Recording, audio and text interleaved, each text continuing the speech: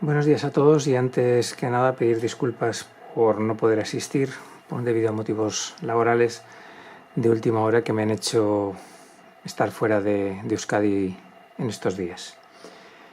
Vamos a hablar sobre un tema de la biología de la conservación que está bastante de moda, como es las interacciones entre avifauna y aeropuertos. Y concretamente en este caso vamos a hablar del buitre leonado, puesto que en los últimos tiempos ha sido cuestión de cierta alarma social. Podríamos hablar de un montón de especies, gaviotas, ave frías, otras rapaces, que interactúan en los aeropuertos, gansos.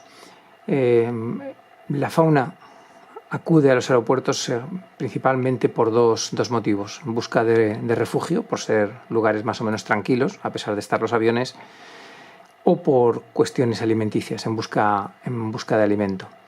Desde hace muchos años los aeropuertos han establecido maneras de minimizar esta avifauna que acude a estas instalaciones, con servicios de control de fauna muy diversos, y podremos citar así tres grandes rasgos: mediante el uso de pirotecnia o ciertas armas de fuego, perros adiestrados, personas individualmente, o como ocurre en buena parte del Estado español, con un servicio de control de fauna mediante halcones y cetrería.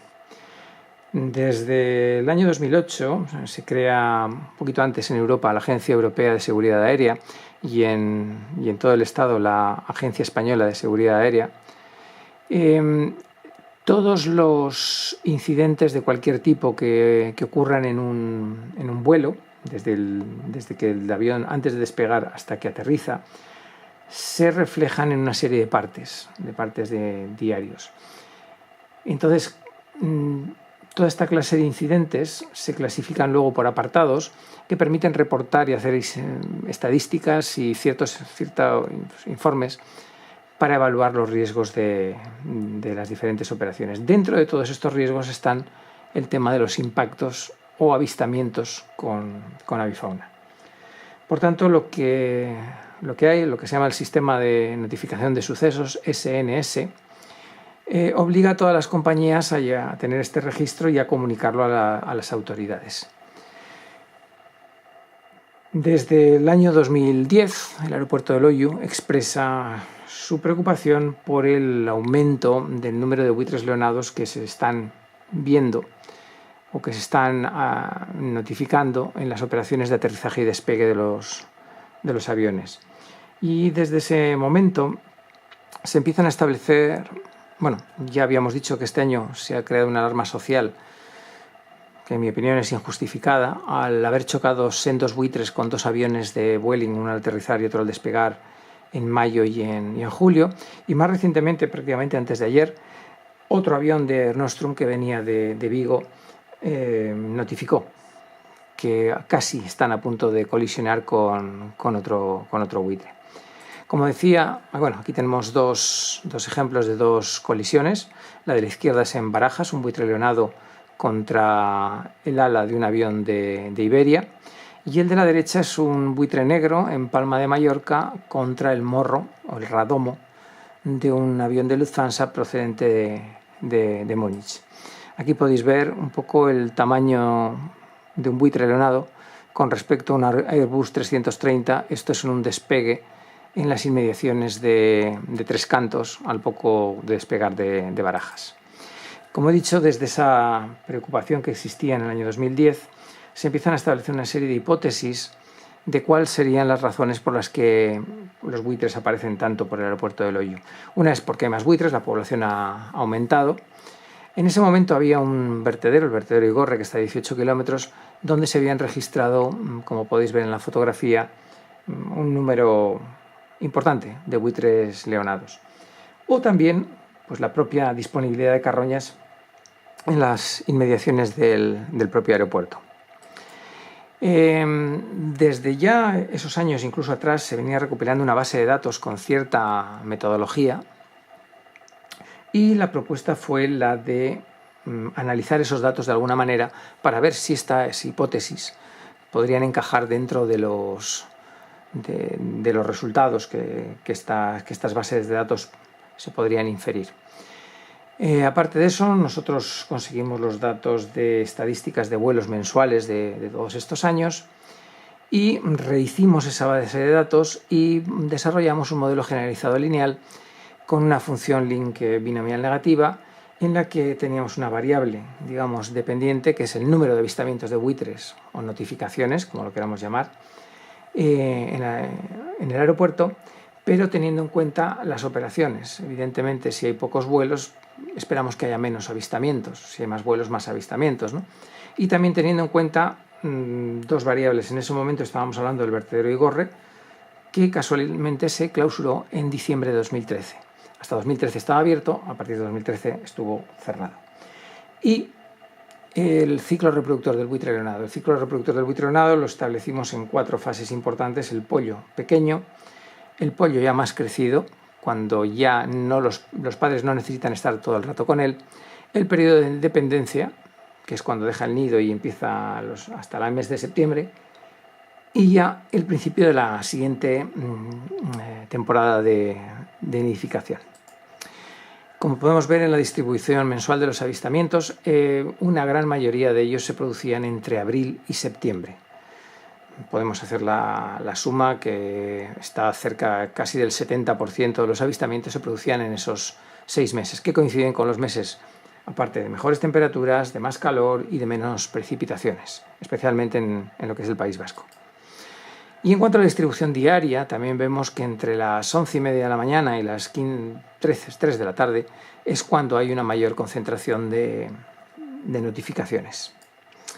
Este modelo nos resultó lo que estamos viendo, con una serie de variables significativas, pero en vez de entrar aquí a los números, este modelo explicaba un 50% de la variabilidad observada.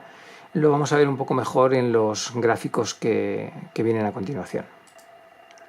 En primer lugar, lo primero que encontramos es que el periodo con más notificaciones o avistamientos fue cuando el pollo era más grande, cuando ya estaba solo y los padres buscaban alimento, cosa que cabe esperar, puesto que cuando están incubando, un adulto está todo el rato en el nido.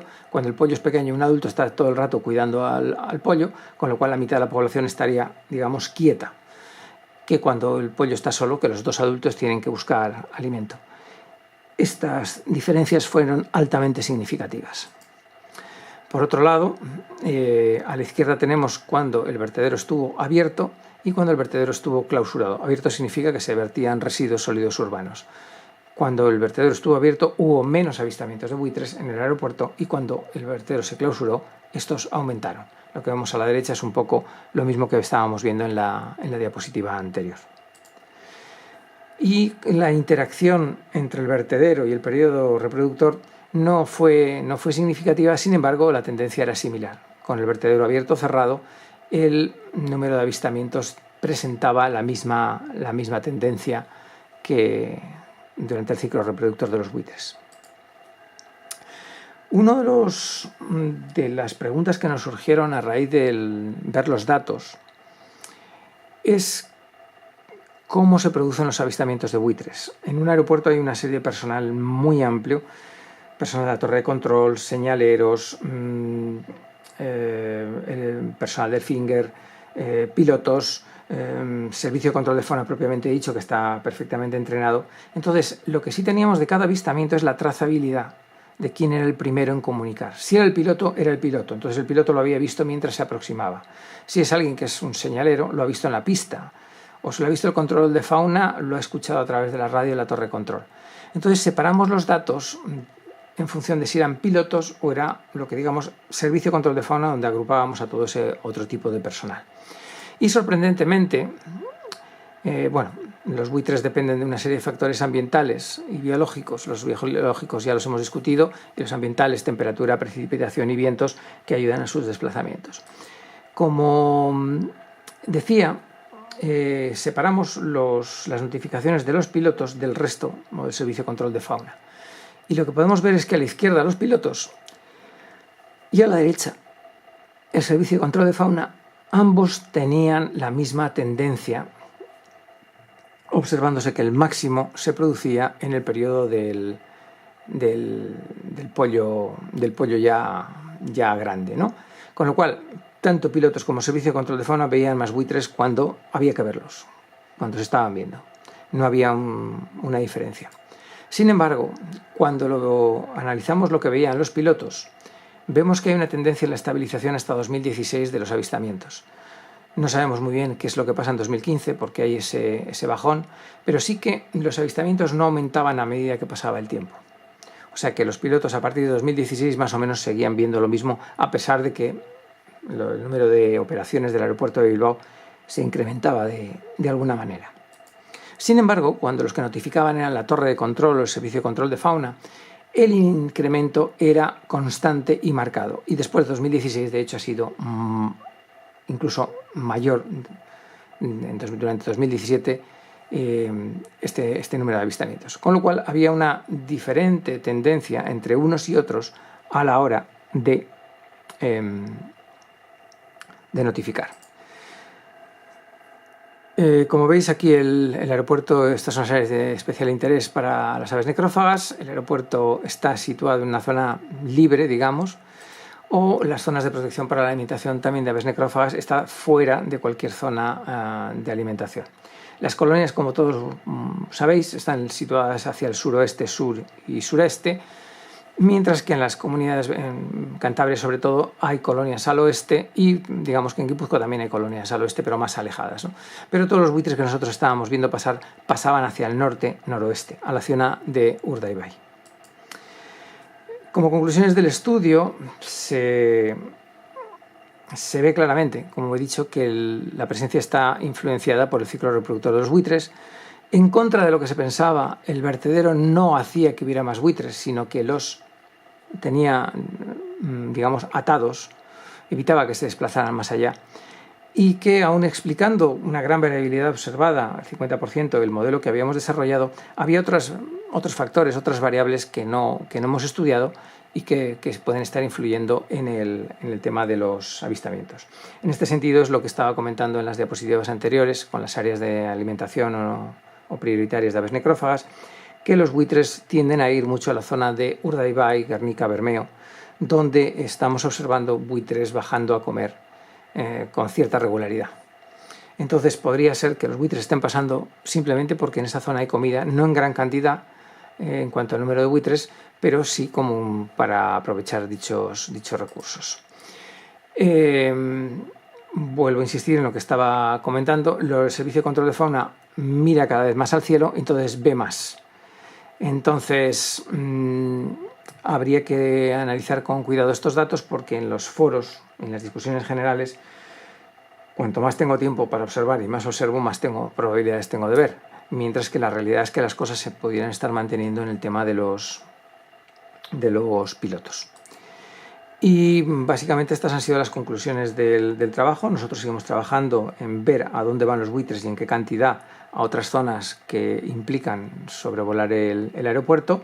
A nivel estatal ha habido un grupo de trabajo donde se están discutiendo estos aspectos, bien en el aeropuerto de Loiu, en el aeropuerto de Madrid-Barajas, donde por razones obvias podéis imaginar hay muchas más operaciones y donde se vienen produciendo 2 accidentes, 2 colisiones anuales más o menos, y otros aeropuertos del estado, como puede ser el aeropuerto de Burgos, aunque hay un muladar que está bastante alejado, que se piensa que podría tener alguna incidencia, o el aeropuerto de Sevilla, donde en cierta época de la migración parece que se concentran ciertos grupos de buitres cerca de sus instalaciones.